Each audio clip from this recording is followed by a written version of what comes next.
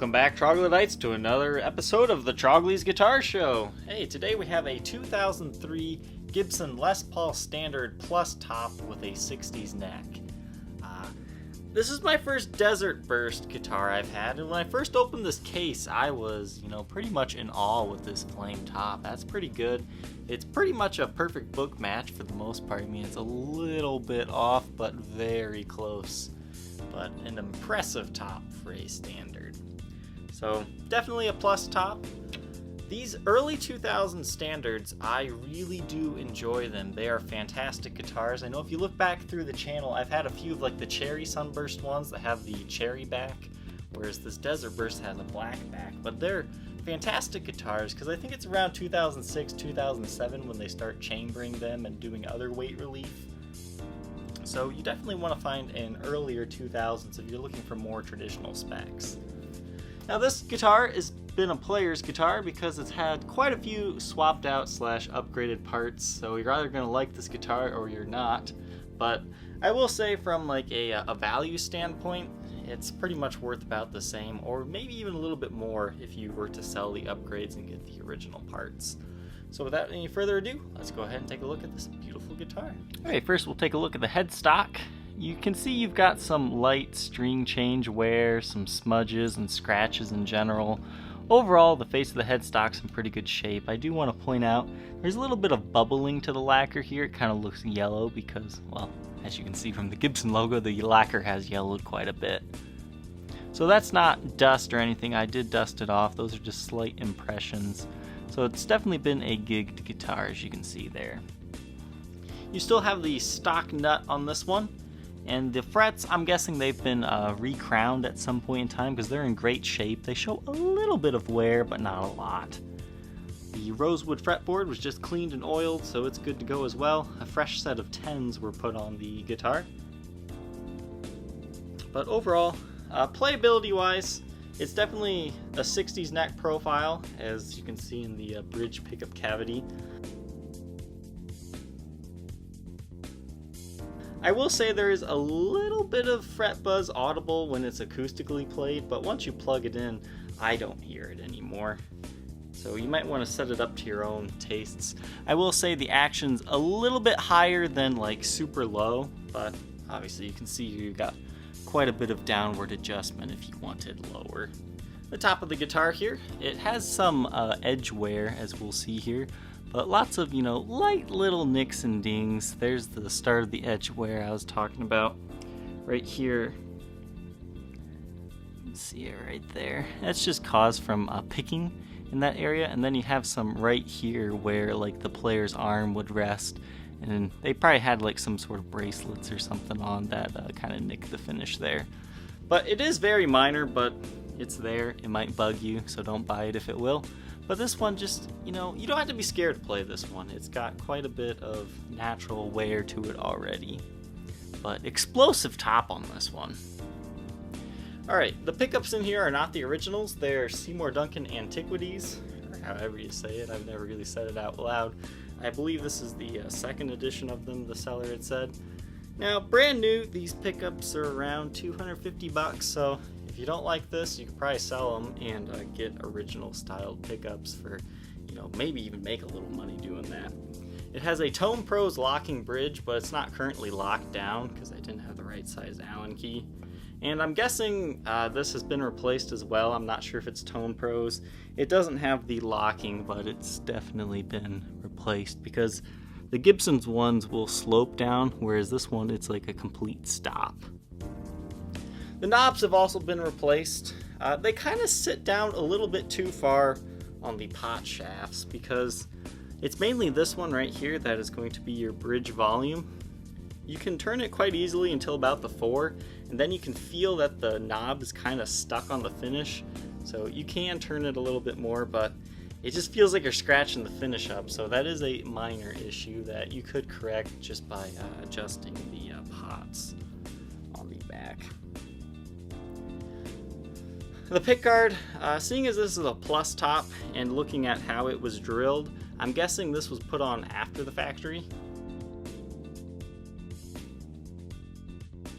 So that might not be an original Gibson part. but I think it looks pretty good as it does now. I'm not a huge fan of the rim burst, but if you don't mind that, it's a beautiful guitar. I mean, crazy flame top.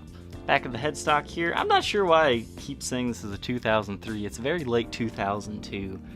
Serial number 03 looks like 062457, made in USA. You do have some light nicks and dings and scratches on the back of the headstock, but like no major chips like into the wood or anything. Now up along here on the neck, around the 4th fret area, you can see there are some very minor impressions right there. I mean, you don't feel them, but they are there, so I want you to be aware. And once again, this is a factory black. There are no breaks, cracks, or repairs or refinishes to this guitar. And again, a 60s profile neck. Now you've got some fingerprint wear just from me handling it, but there is also some buckle worming to it. I mean, nothing's really breaking the finish, but as you can see, there is some wear. I really wish they wouldn't have did a black back on these. That's kind of like mind-boggling to me. I don't really like the black back. I wish they still would have went with like a cherry and still had this, or maybe just a really dark cherry. That's my only complaint with this guitar, is the rim burst and the black back. Take a look at the sides here. The strap pins have been swapped out to Schalers. I actually do have the counterparts for this one, so you can just throw those on your strap. Those are in the guitar case. You can see you've got some light nicks and dings on the side and wear and tear in general. Once again, Schaller strap buttons. And some more wear here. Now, something I want to highlight is you can see a very small line kind of going along the binding throughout the whole guitar. That's where the binding truly ends and the body begins, so it's nothing to worry about, but it is there. The worst ding on the side is right here. It's not too bad, but it is, you know, kind of an eyesore, because when you're playing it, you're going to be kind of seeing that kind of right by your arm. Alright, we'll take a look under blacklight. First thing you can see is it looks like there were stickers or something by the Gibson logo at one point in time. Can't really tell that in normal lighting, but you can see these scratches a little bit better. Take a look here at the front of the guitar. You can see some light nicks and dings. I mean, overall, for as heavily gigged as this guitar is, just having a little bit of edge wear and some light nicks and dings, the guitar is actually in pretty good shape. But overall, nothing too bad. Again, back here it looks like you have some sticker shadow, or maybe somebody hit that with a black light marker, I'm not sure. But there you can see the serial number a lot easier. So that is a 2002 model. No breaks, cracks, or repairs, thankfully, as you can see here. But just light wear and tear to the neck. Nothing that really inhibits playing, though, which is the most important thing. Back of the guitar.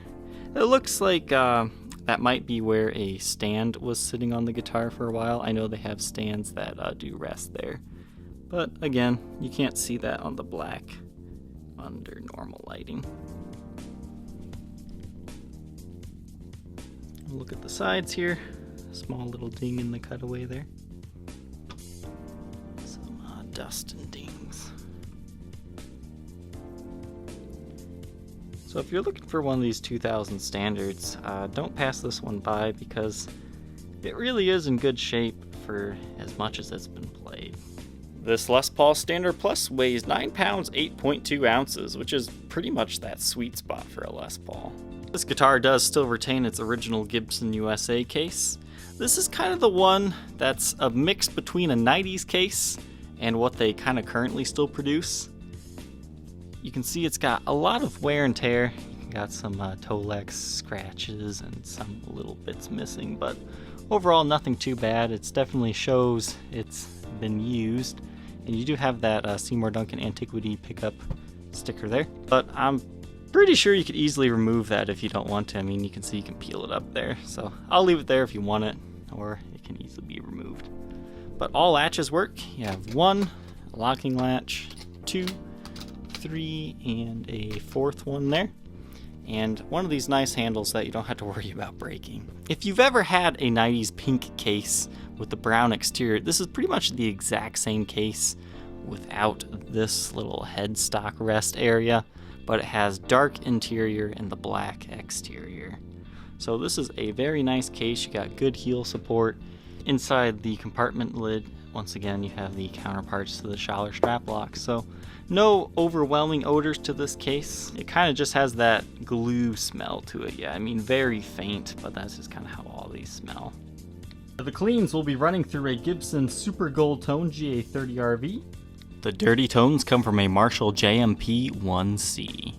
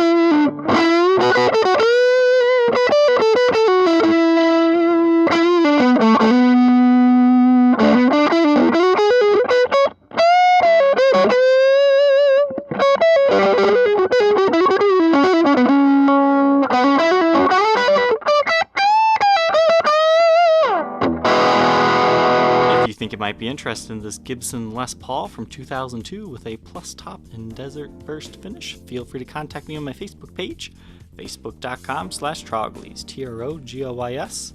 You can also check it out on my Reverb shop. Alright, Troglodytes, thank you for watching. Don't forget to like, comment, and subscribe, and we'll catch you next time. Take care.